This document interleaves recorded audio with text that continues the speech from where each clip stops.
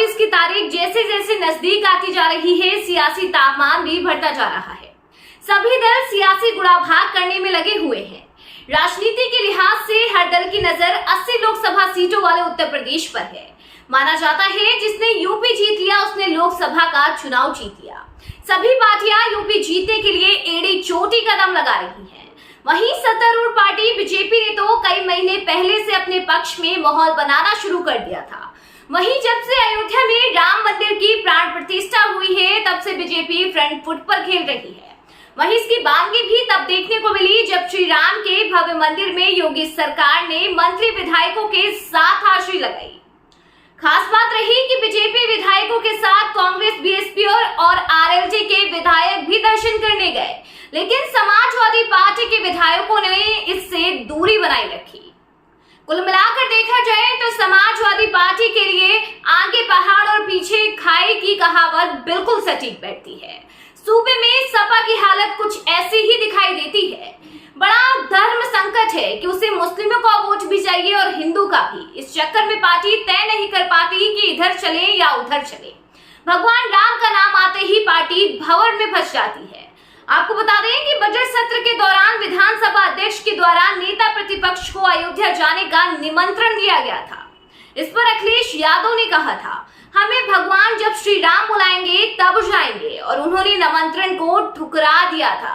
इस पर सीएम योगी ने भी निशाना साधते हुए कहा था कि आपको अध्यक्ष जी ने निमंत्रण दिया, उसको आपने नकार दिया, आप तो ब्रिटेन जाते हैं। फिलहाल यहाँ पर गौर करने वाली बात यह है कि यहाँ एनडीए के अलावा आरएलडी, कांग्रेस, बीएसपी के विधायकों ने भी रामलला के दर्शन किए और राम मंदिर दर्शन पर पूरा विपक्ष बीजेपी के साथ नजर आ रहा है, जबकि अखिलेश यादव अकेले पड़ गए हैं। दरअसल राम मंदिर के मुद्दे पर अखिलेश यादव पूरी तरह से भंवर में फंसते हुए दिखाई देते हैं। जब विधानसभा सत्र के दौरान रामलला की प्राण प्रतिष्ठा को लेकर पीएम नरेंद्र मोदी और सीएम योगी आदित्यनाथ को धन्यवाद देने के लिए यूपी सरकार की तरफ से प्रस्ताव लाया गया, तो सपा के 94 विधायक एक तरफ और 44 एमएलए खिलाफ हो गए। विधायकों को सदन में हाथ उठाकर समर्थन और खिलाफ में वोट देना था। अब समाजवादी पार्टी के 14 विधायकों ने खिलाफ में हाथ उठा दिया, जिसका फायदा बीजेपी ने भरपूर उठाया। यहाँ तक विरोध करने वाले समाजवादी पार्टी के विधायकों को रामद्रोही कहा जाने लगा।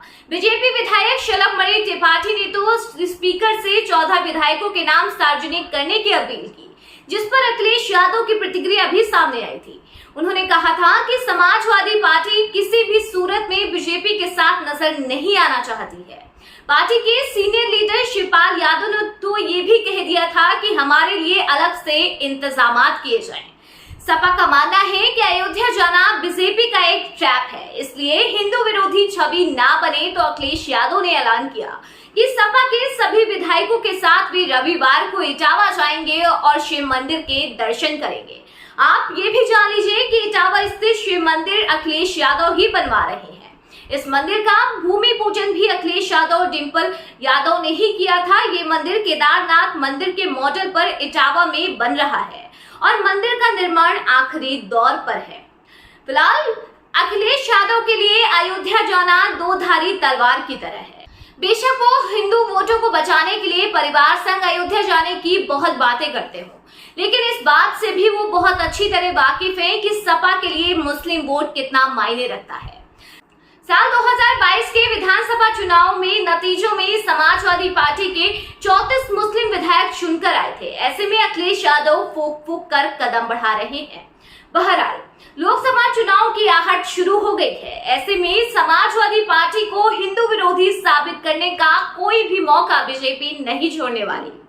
पहले जहां अयोध्या में कार सेवकों पर फायरिंग के मुलायम सिंह यादव के आदेश को बीजेपी मुद्दा बनाती आई है, तो वहीं अब वाराणसी के ज्ञानवापी परिसर में व्यास जी के तहखाने में अदालत के आदेश के बाद हिंदुओं को पूजा करने का अधिकार मिल गया है। वहीं बीजेपी अब ये माहौल बना रही है कि मुलायम सिंह ने मौखिक आदेश देकर 1993 में इसे बंद कराया था। ऐसे में अखिलेश यादव परिवार संग अयोध्या जाने की बात तो बहुत कहते हैं। अब विधानसभा की तरफ से उन्हें मौका मिला, लेकिन उन्होंने उसे अस्वीकार कर दिया।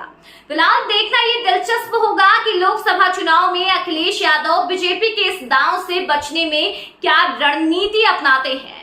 फिलहाल इस खबर पर आपका क्या कहना है, हमें कमेंट बॉक्स में जरूर बताएं।